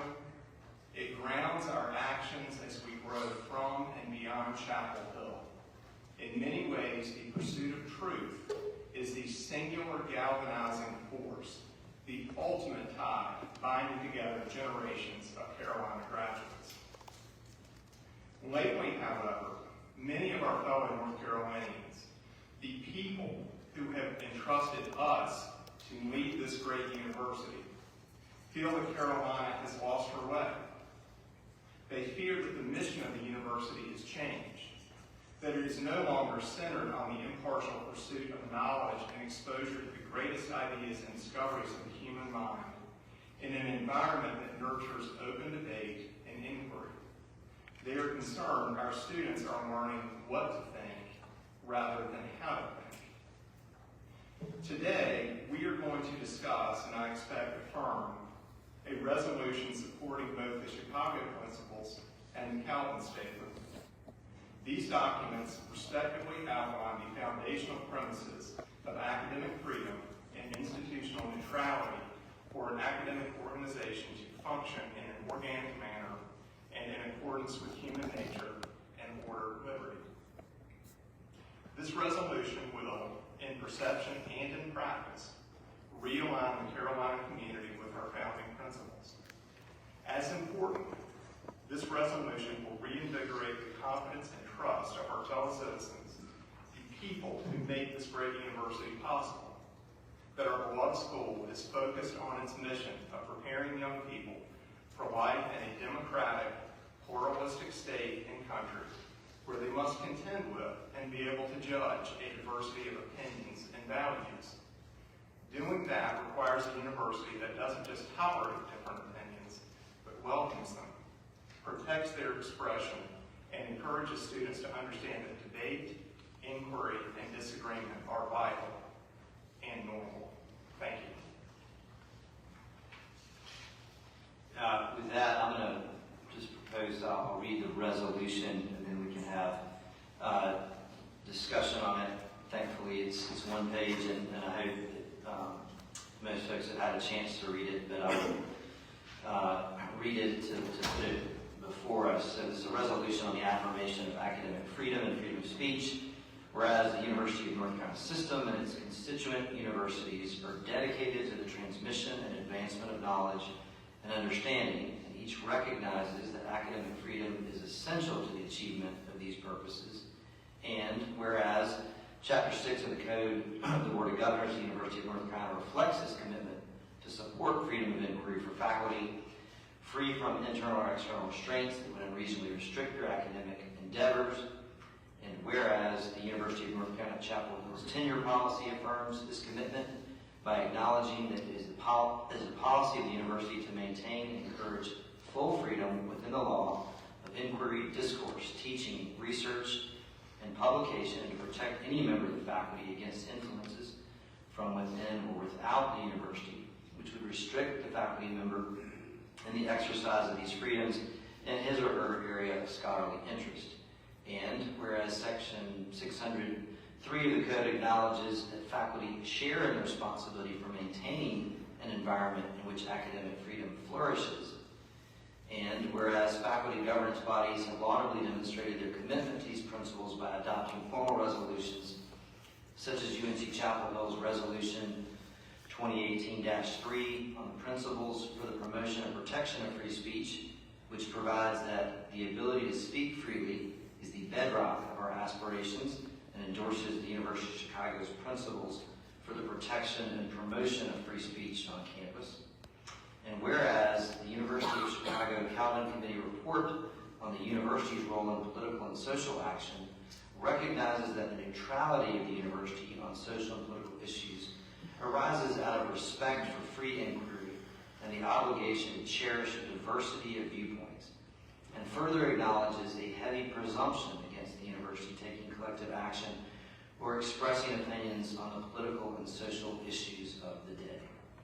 Therefore, be it resolved, the Board of Trustees reaffirms its commitment to academic freedom as embodied in the Chicago Principles and the Calvin Committee report on the university's role in political and social action. which is attached here to as attachment A. Want to just open things up for discussion. I will say, obviously, this is something that Trustee Jones and I and a number of others have had conversation about for pretty extent. Probably practically since we've been on the board together, as we've all realized, even relating back to our time and the controversies surrounding the time when we came on the board initially,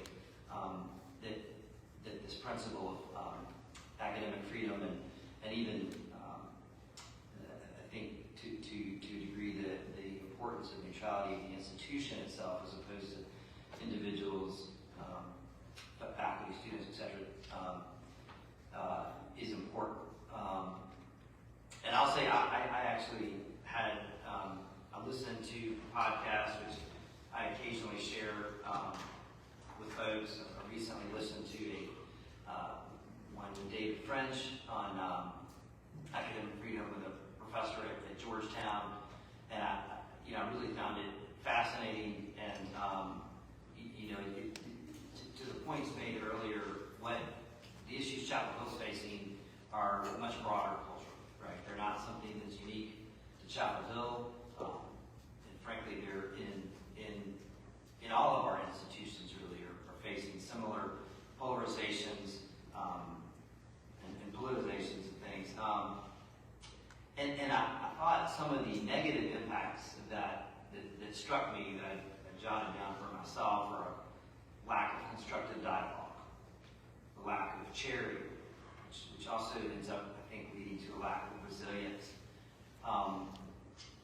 And our universities, particularly, I think, should be the place that we should most expect the freedom to challenge the status quo, both in society and amongst the folks in the institution itself.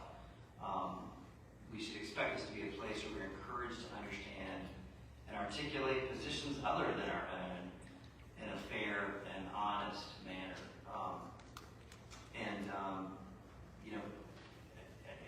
I've seen it as I've talked to a number of folks about it as a parent, in wanting to see my own kids have this kind of constructive dialogue in the institution and really develop at the institution the foundations as a citizen. And so for me, that's part of where part of what this genesis for this comes from for me, and just excited to support the resolution. Love further commentary from folks. Motion to approve the resolution. Comment.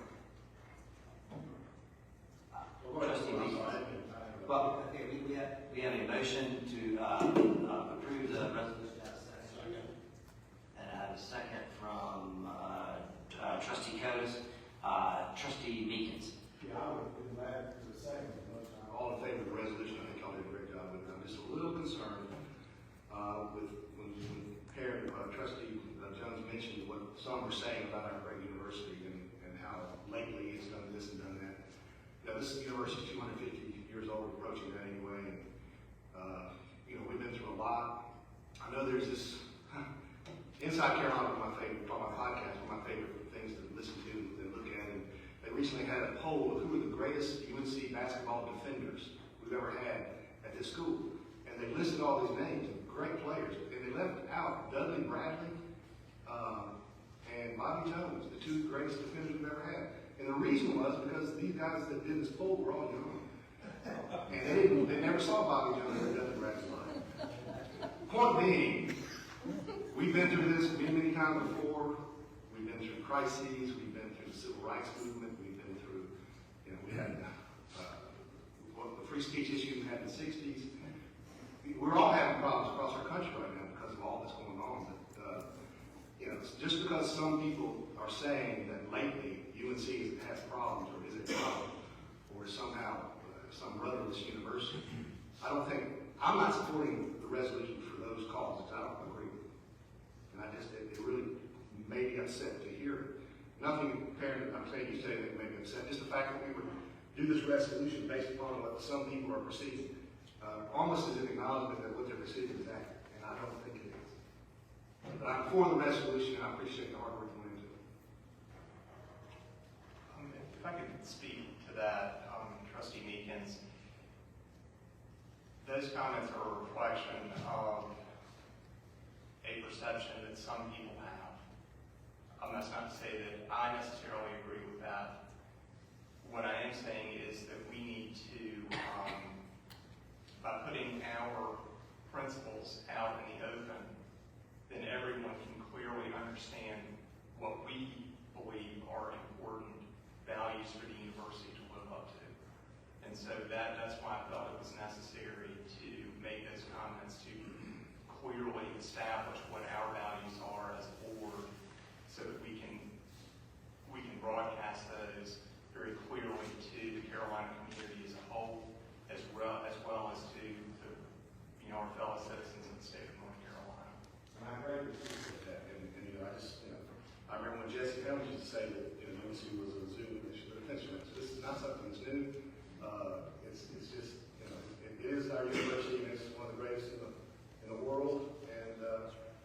And I appreciate the resolution. And I know those were your thoughts. I just say I didn't want there to be any perception, if I voted for this, that I was somehow agreeing with what some people think.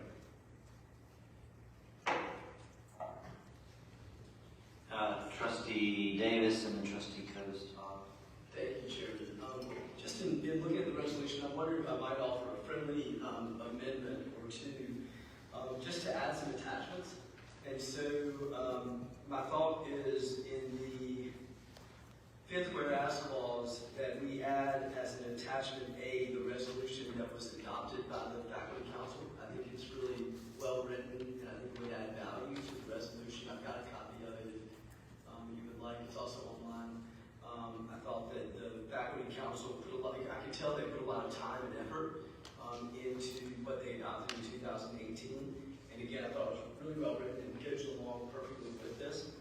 Then, with respect in the resolve section, I think we also should attach as an exhibit or as an attachment the Chicago principles. Just the 3 pages, I've got a copy of that too. And that way we have not only have what the faculty council adopted and the Chicago principles and the calendar committee report. So I don't know if that'd be accepted as friendly or not. But that's I would be glad to accept that as a friendly amendment and maybe offer without objection. No objection. So the maker of the motion has agreed to your friendly amendment and will be revised accordingly. Thank you. Trustee Coase. I was going to say now. I was just going to clarify, I think, on Trustee Meegan's point, that what we're voting on is purely the resolution, not the preamble and introduction of it. And the motion was made by Chair Bola. I seconded it. It wasn't the motion, and the resolution has nothing to do with any of the comments that have been made. They should be judged purely on what's before the board, not something else. I agree with that.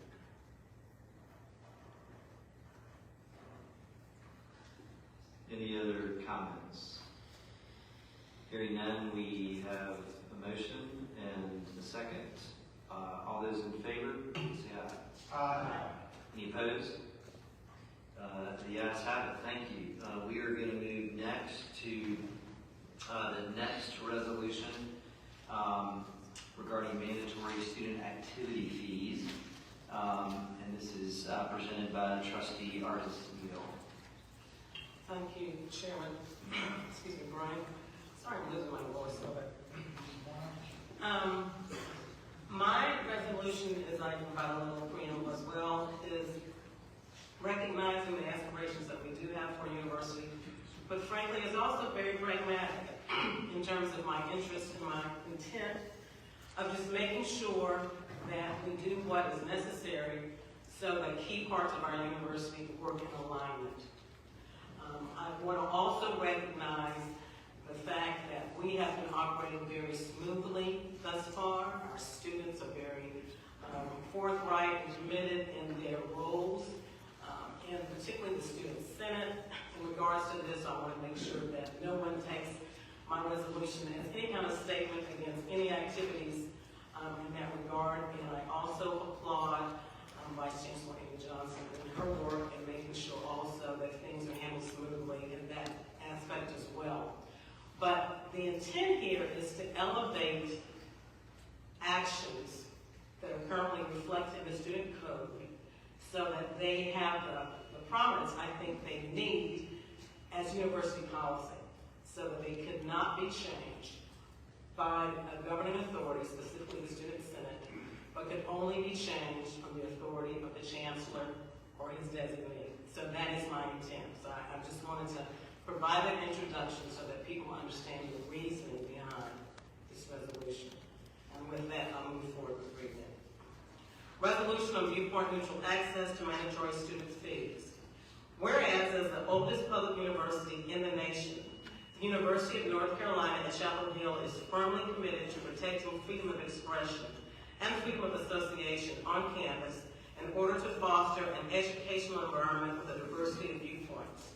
And whereas by resolution in March of 2021, the Board of Trustees affirmed the Faculty Council's 2018 statement on speech of the University of North Carolina at Chapel Hill, which sets forth, among other things, that the, quote, ability to speak freely, debate vigorously, and engage deeply with different viewpoints is the bedrock of our aspirations at Carolina, close quote.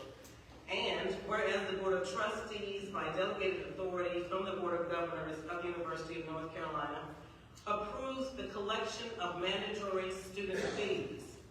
And whereas the law requires that allocation of student fees to student organizations must be accomplished with viewpoint neutrality as the operational principle in law.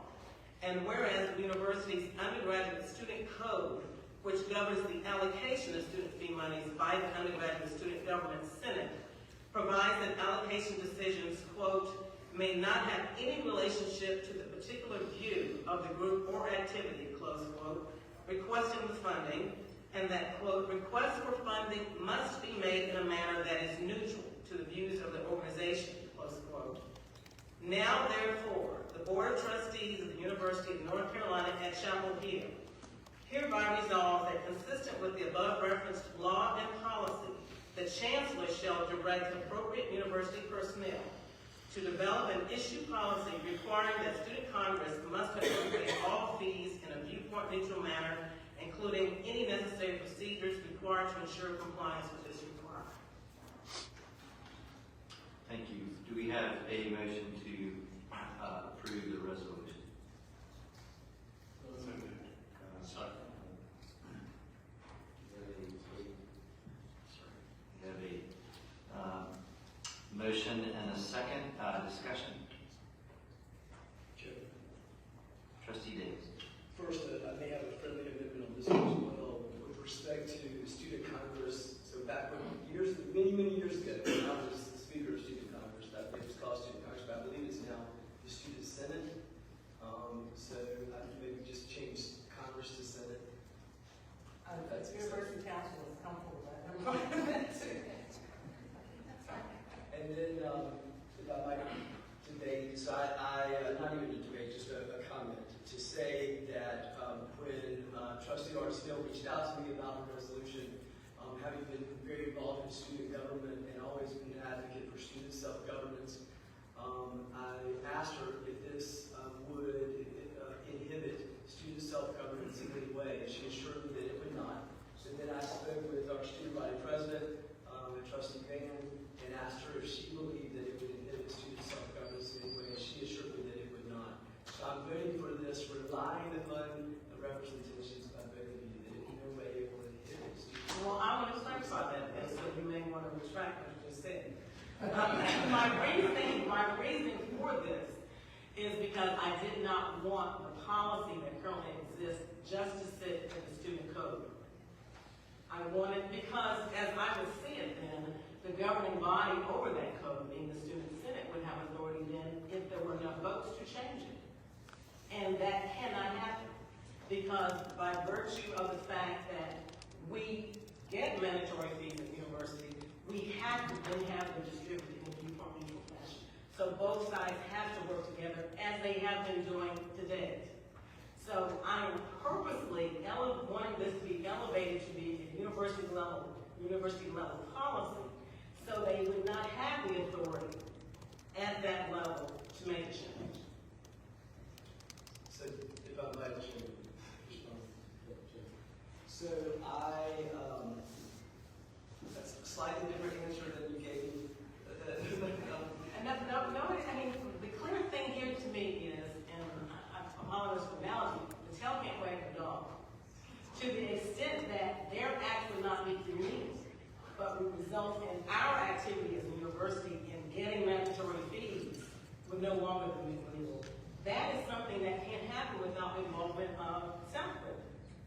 It's too important of an issue to be something that occurs because of the student action, which has the impact how fees for a thing like this university. That's why I see this as much an issue from a fiscal standpoint and operational standpoint, and why it needs to be elevated to university policy. I don't see them intending or wanting now to do that, but I just don't see how we could allow it to happen by a student government body. I guess what I would say is we have a long history, 226-year history of student self-governance at UNC, going back to students governing each other for things like walking across the grass back of different quads 200 years ago, and certain other restrictions and rules, some of which seem silly looking back at the time. But students have adopted rules that govern themselves, and some of them we probably wouldn't agree with, but we've allowed them to do it because it's a training ground. It's a part of them learning how to lead and how to govern themselves. And so I believe that I 100% agree with the concept that student fees should be used in a way that abides by law. There's no doubt about that. They should, in a viewpoint neutral manner. But I am concerned about us telling the students how to govern and use their money for their student fees. So I want you to know, I've always been a big advocate of student self-governance. So let's clarify. I want to make, because this is part of the confusion in my learning experience, and I don't want us to conflate the roles of student government. And I really appreciate President Van in helping me with that understanding. I am not at all saying that once a registered student organization gets their money, we're dictating how they will use it. What we're speaking to is what happens at the student senate level. And the fact that they would continue to do as they have done to date, that is distribute their funds on a viewpoint mutual basis. Because should they do otherwise, all the charts you saw that Vice Chancellor Nate Knuffman put up there would change as it relates to student fees. Because we would not have the authority then to get them in the manner that we are if we gave them that flexibility. So we are not changing the fact that our Chancellor has delegated to the Student Senate the distribution of funds. But we cannot, if we are saying to Nate, this is how we want you to get student fees and do so on a mandatory basis, then allow that kind of flexibility. I mean, they have to work hand in glove. I just wanted to add, the undergraduate student senate works really, really hard. I'm sure that most of you understand that or would imagine that, but like, they work really, really hard to make sure they are always following the rules, that they are always handling student fees in an appropriate way, being good stewards of that fee, and ensuring that the registered student organization that they give those funds to are also good stewards of that fee. And so I did want to take a moment to acknowledge how hard they have always worked. Gene spoke to the history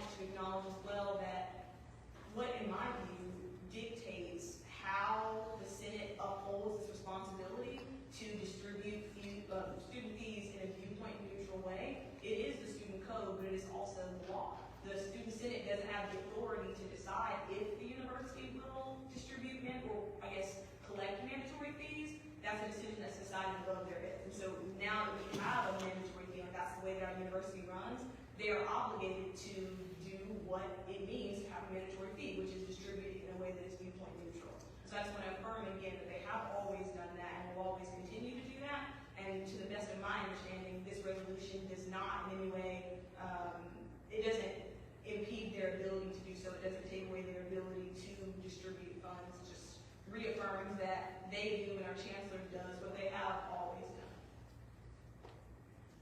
Trustee Pryor.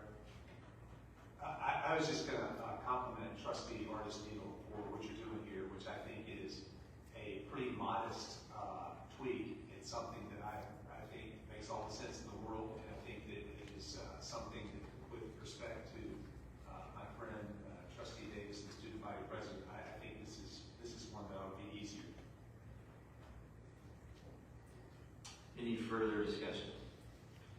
Hearing none, we have a motion amended in a friendly fashion slightly. Before us, all those in favor, please say aye. Aye. Any opposed?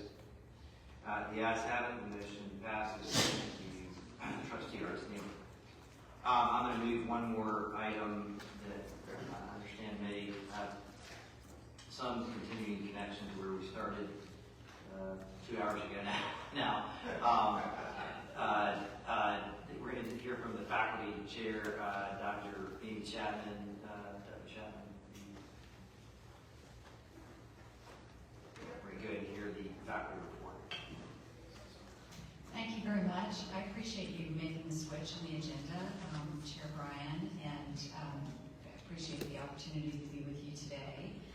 I'm going to sort of jump right into my remarks and skip the intro, because so much of what I wanted to talk to you about today was speech.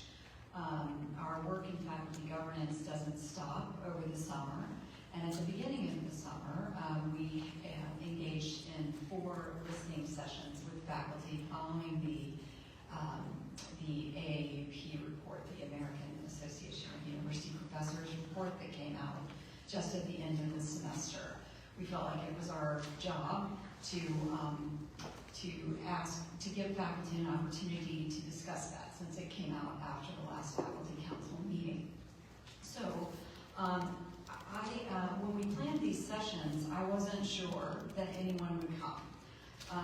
It was early June, and my perception was that faculty, like everyone else, were quite tired, maybe even burnt out. And yet, over 2 weeks, in June, in 4 separate sessions, 50 people from all over campus signed up to come and talk. Most of them relates to your resolution on the affirmation of academic freedom and freedom of speech. They wanted to talk about speech on campus. Within each of the 4 groups, and in conversations with others who called after the groups were over, there were multiple individuals, faculty members, that brought up speech and the ways in which they were concerned about their own ability to speak freely as a faculty member. One faculty member had been publicly targeted after an outsider to campus wrote to a news outlet publishing the faculty member's name with tarring them with some perceived wrongdoing. The faculty member who, for almost 30 years, had felt safe in this environment, chose to buy a gun and install additional security in his home to protect his family. Another person reported that she was thankful she didn't share her children's last name. She believes it keeps them safer in the event that she becomes a target for the work she does on this campus. A junior faculty member has a book coming out that she believes will anger people in some quarters, and wonders what that will mean for her tenure and her promotion, not to mention her safety. And yet another reports being recruited here to lead a particular curriculum effort that is now on hold, chilled, as it were, so as not to provoke controversy. Others believe, with good reason, given the detail they provided, that they are being actively dissuaded from speaking out on issues of the day, even though their scholarship or professional expertise are relevant. This is exactly the opposite of what faculty should be doing. They should be encouraged to provide thought leadership to the public, to be public scholars when their work gives them meaningful insight. This is what faculty at great universities do. They weigh in, they share their knowledge and experience, and we shouldn't be hiding our light under a bushel. You can see why then I read with interest the resolution you are proposing today, and we do need to protect speech as outlined in the Chicago Principles. I actually led that working group that brought that resolution to the Faculty Council in 2018. But I think your resolution puts two ideas together that perhaps need to be separated. First is the upholding of speech and academic freedom, which, given what these faculty members are reporting, is in sore need of reaffirmation. However, the Calvin Report of 1967 addresses a different type of speech on campus, and many questions are being raised about how, when, and why, and if university leaders should speak out on issues of the day. These questions are vexing, not only on our campus, but around the country, as you all have mentioned. A few months ago, I was invited to a day-long seminar at Duke that was entitled Democracy and Higher Education. And 4 university presidents opened that meeting discussing how they chose to speak out and when. Each of them had a different take and their own approach. There was no recipe, and there was no checklist that emerged from that discussion. And indeed, in the higher education literature, almost nothing is written about how to make such decisions.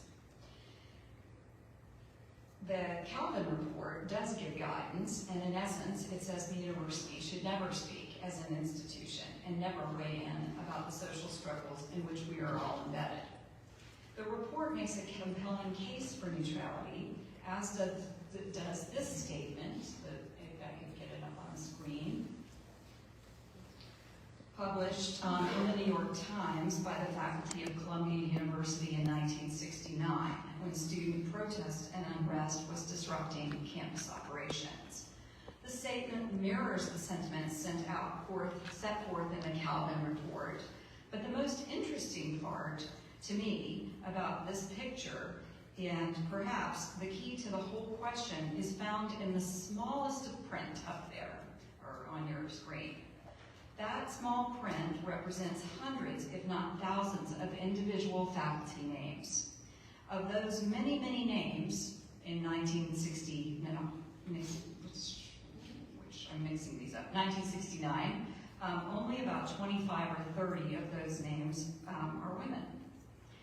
And that, it occurs to me what a very different place our campus was in 1967, as well as campuses around the country. And I hypothesize that this difference is why campus leaders struggle with the question of when, whether, and how to speak. The Calvin Report and this Columbia statement both refer to whether institutions should take positions or issue statements to the larger public about particular issues, a question about which there could be some healthy debate. But what is being overlooked is that in contrast to 1967 and 1969, the issues that leaders are pressed to speak about now are issues that impact members of the campus community to a much larger degree because of the dramatic shift in demographics between the two time periods. To be specific, when people of color are represented among the faculty, staff, and students to the degree that they are now, racial profiling becomes intensely personal. The threat of violence from authorities or because of hate crimes can complicate and upend daily life in ways that threaten the academic holy grail of productivity.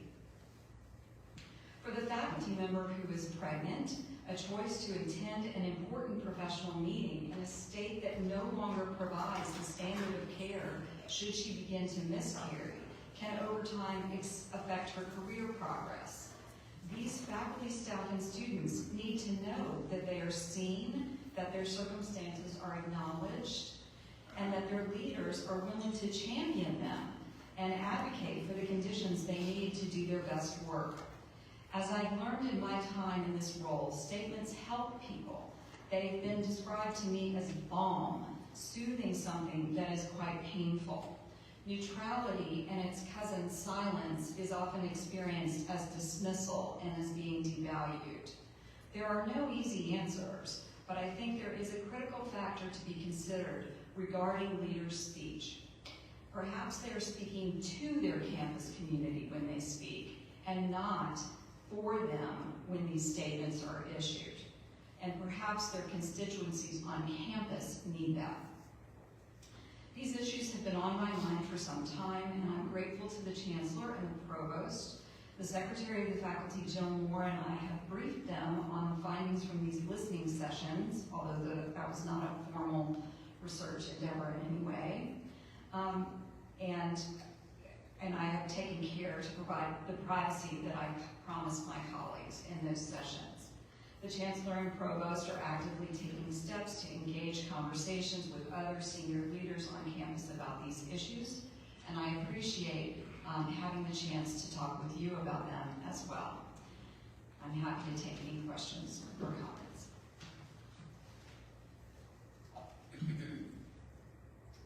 Trustee Meeks. Yeah, my first question is, are you aware of any faculty members of UNC that lost their tenure because of something they said? No. Can that be used perhaps to talk to some of those faculty members about that? I think they do know that. Secondly, the issue that you referenced, would you agree that perhaps, you said some things about what happened recently with a professor that was the center of a lot of controversy in Chapel Hill. I don't even want to make sure names out. I didn't mention that, and that I wasn't referencing. No, I'm talking about the AAU and what's happening. Oh, I see. And in previous articles, you've been quoted as saying that it was a Board of Trustees issue. And I guess my concern is, I would acknowledge that that issue did bring them on campus, but I don't think that what happened with the Board of Trustees was the reason why they took the action that they did. So do you agree with that or disagree with that? Well, the AAUP report is its own entity to discuss, and I didn't really come here to discuss that. That was the vehicle that allowed people to talk with me about these issues related to current situations on campus. I'm not prepared to take a particular position.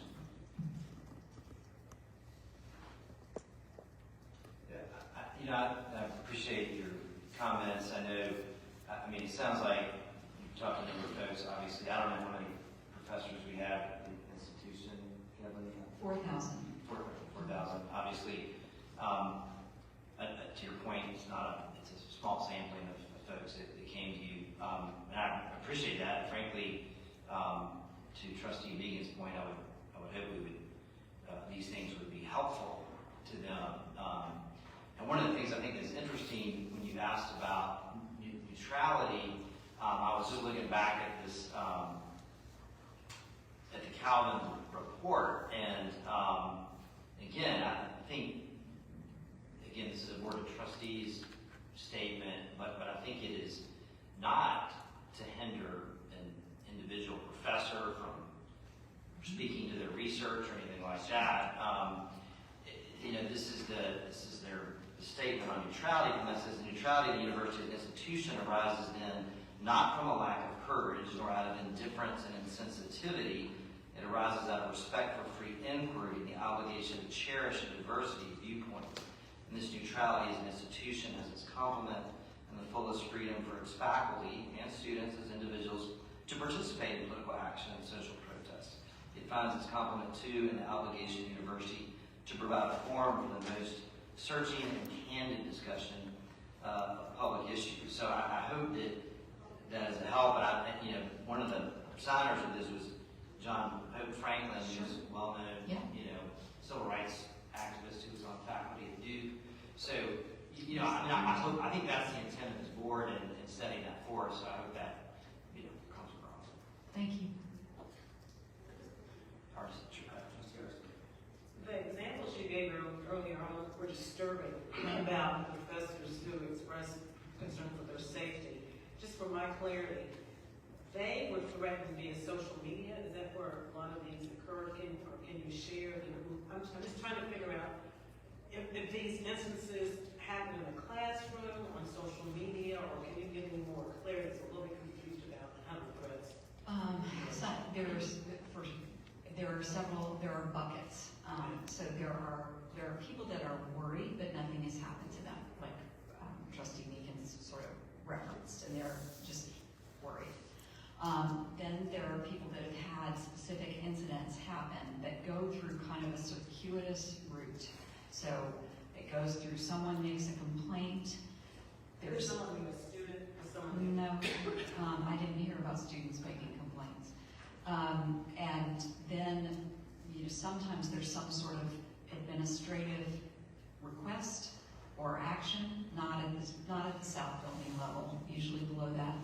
And then perhaps that satisfies whatever outsider made the complaint, perhaps that it doesn't, and then they escalate it into the world of the internet. Via news outlets sometimes, not like not an Instagram assault or something. Does that help? It does, even though I'm not sure how we fit in